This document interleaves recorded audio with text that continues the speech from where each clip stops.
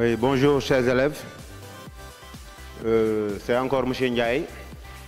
Donc aujourd'hui, je suis là pour vous présenter une leçon d'activité géométrique, n'est-ce pas? Donc pour commencer, cherchez d'abord une feuille. On va faire quelques manipulations, n'est-ce pas? Donc ça, c'est une feuille vierge. Vous pouvez même avoir une feuille dans votre cahier, une feuille vierge, qui a cette forme.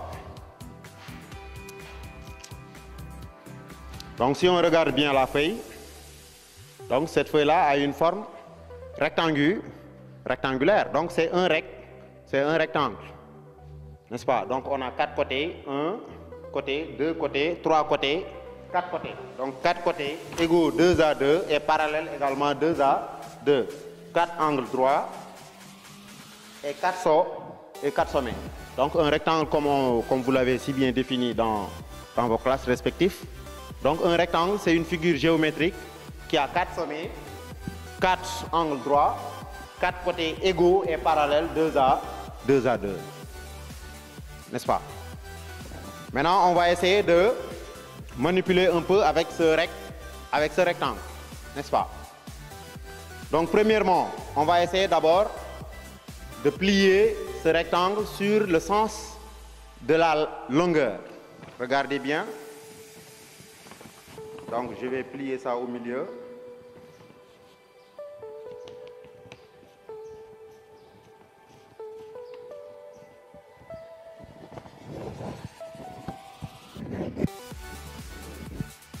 Donc, vous avez vu, on plie ça dans le sens de la longueur.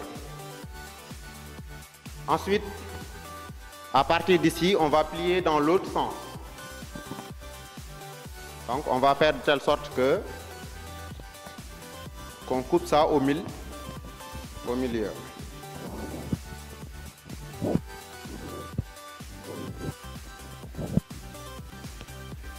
Ensuite, je vais déplier.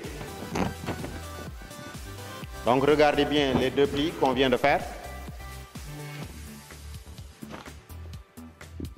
Donc, ce qu'on remarque ici, que les deux plis qu'on vient de faire passent par le milieu des côtés respectifs. Donc, qu'est-ce qu'il représente pour le rectangle là? Ces deux droites-là qu'on vient de tracer ici. Donc, il représente ce qu'on appelle les médianes. Donc, la médiane, c'est quoi? C'est une droite ici, du milieu d'un côté et qui va vers le milieu du côté opposé. Donc, ici, on a les deux médianes du rectangle. Maintenant, regardez bien. On va plier entre le milieu ici, I, et l'autre milieu ici.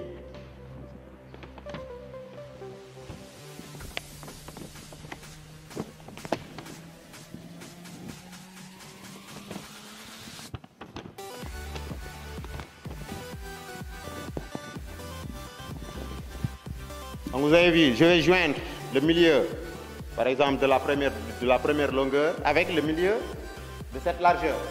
Ensuite, la même chose.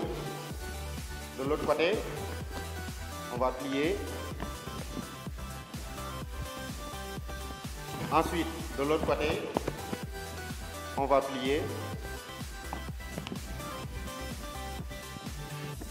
Ensuite, de l'autre côté, on va plier.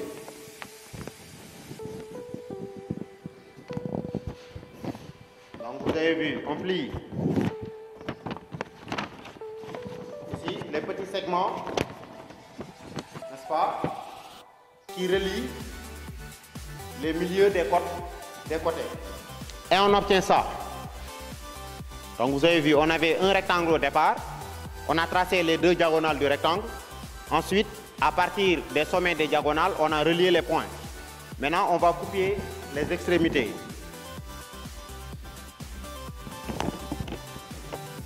Donc, normalement, vous êtes assis avec la règle ou bien avec un ciseau. Vous pouvez couper ça. Donc, on coupe les extrémités. Ici également.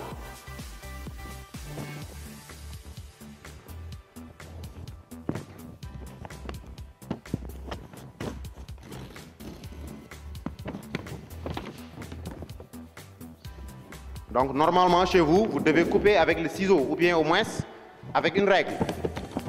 Et puisque je n'ai pas le matériel, donc moi je vais couper ça à ma manière. Hein? Donc je coupe ici, autant pour moi.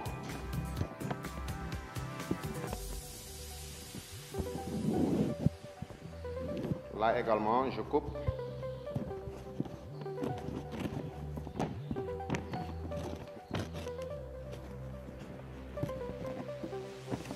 Voilà. Maintenant, si on coupe les extrémités, regardez ce qu'on va obtenir. Donc, on obtient une autre figure géométrique. Oui, qui a combien de sommets? On a un sommet, deux sommets, 3 sommets, 4 sommets. Donc, cette figure géométrique-là a 4 sommets. Donc, on va mettre 4 sommets.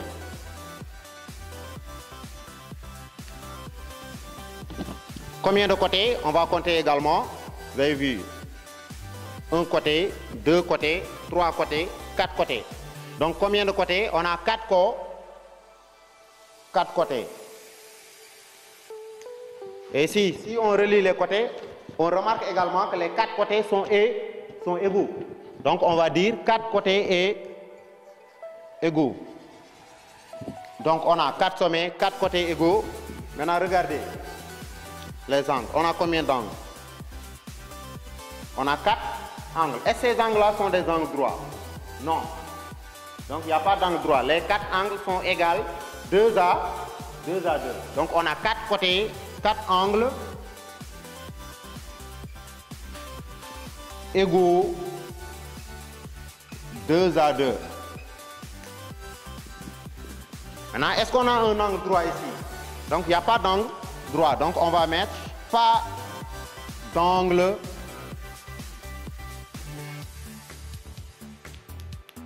droit. Maintenant, regardez ce qu'on avait plié au départ. Donc, ça représentait les deux médianes du rectangle. Maintenant, regardez ici. Est-ce qu'ils représentent toujours les médianes, n'est-ce pas, de cette figure géométrique? Donc, ici, ces deux droites, maintenant, relient les sommets opposés. Et vous avez appris qu'une droite qui quitte un sommet et qui va vers le sommet opposé est appelée une diagonale. Donc, les médianes du rectangle deviennent les diagonales, n'est-ce pas, de cette figure géométrique. Et si on regarde bien, regardez, les deux diagonales, comment sont-ils? Ils sont perpendiculaires. Donc, on va dire deux diagonales perpendiculaires.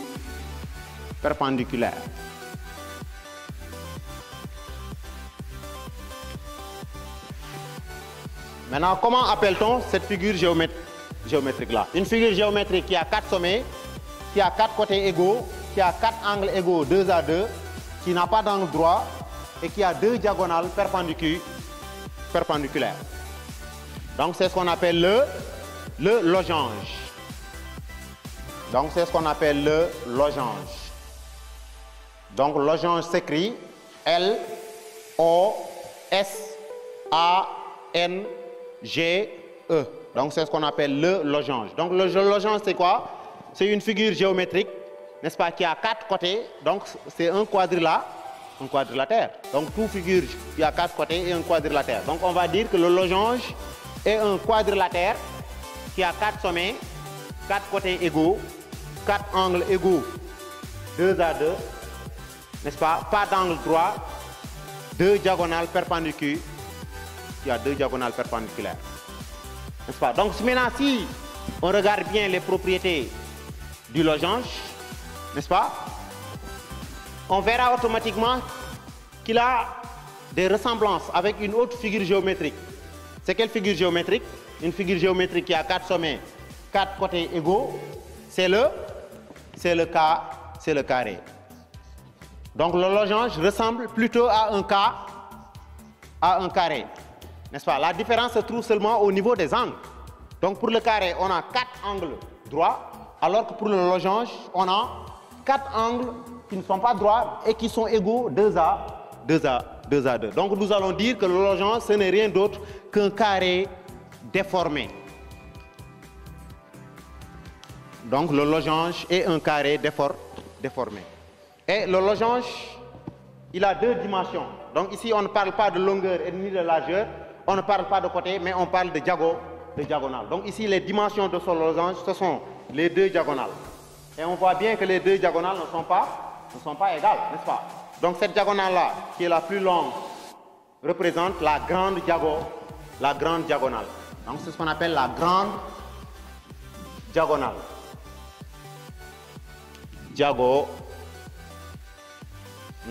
Et l'autre, c'est ce qu'on appelle la petite diagonale.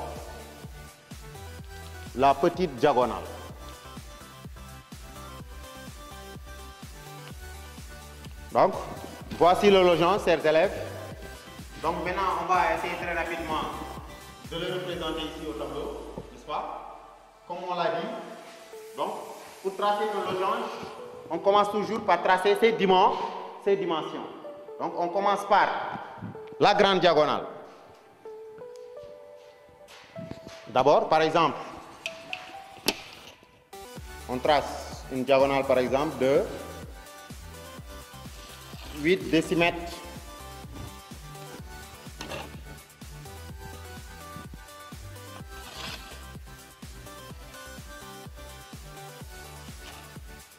Ensuite, on marque ici le milieu. Donc, voici la grande diagonale et on marque le milieu. Ensuite, on va tracer la petite diagonale. Donc, on cherche le milieu de la petite diagonale.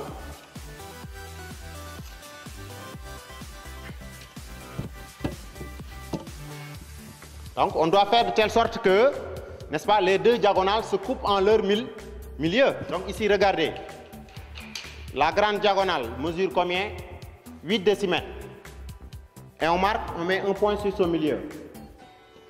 La petite diagonale mesure 6 décimètres. Là également, le milieu c'est 3. Donc, on doit faire de telle sorte que les deux diagonales se coupent en leur milieu. Donc, comme on l'a dit, en propriété, les deux diagonales doivent être perpendiculaires. Donc, si on vérifie bien avec l'équerre, vous avez vu, donc ils forment un angle droit.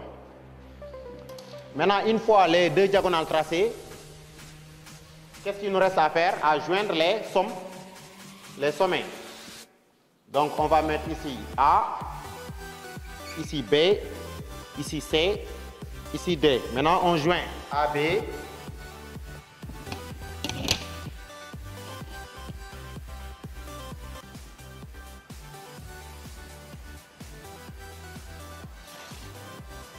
Donc, vous avez vu, on relie AB.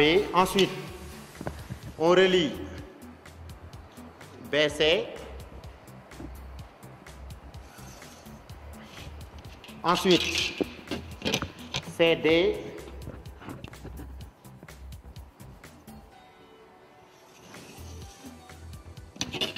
Ensuite, DA.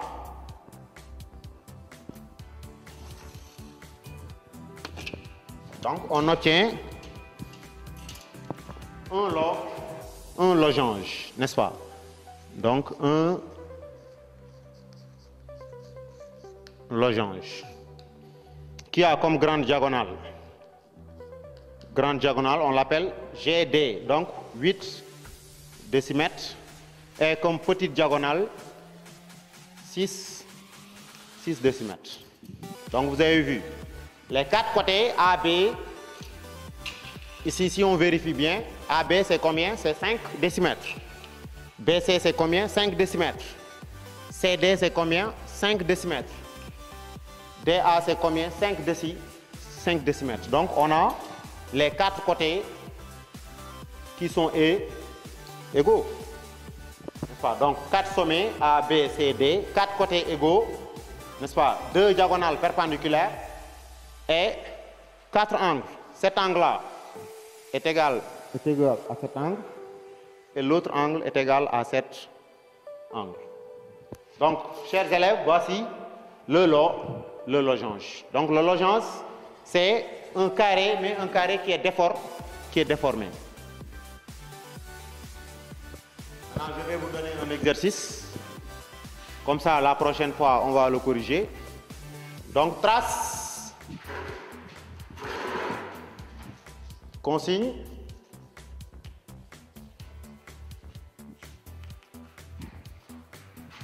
consigne, trace un losange M, N, O, P.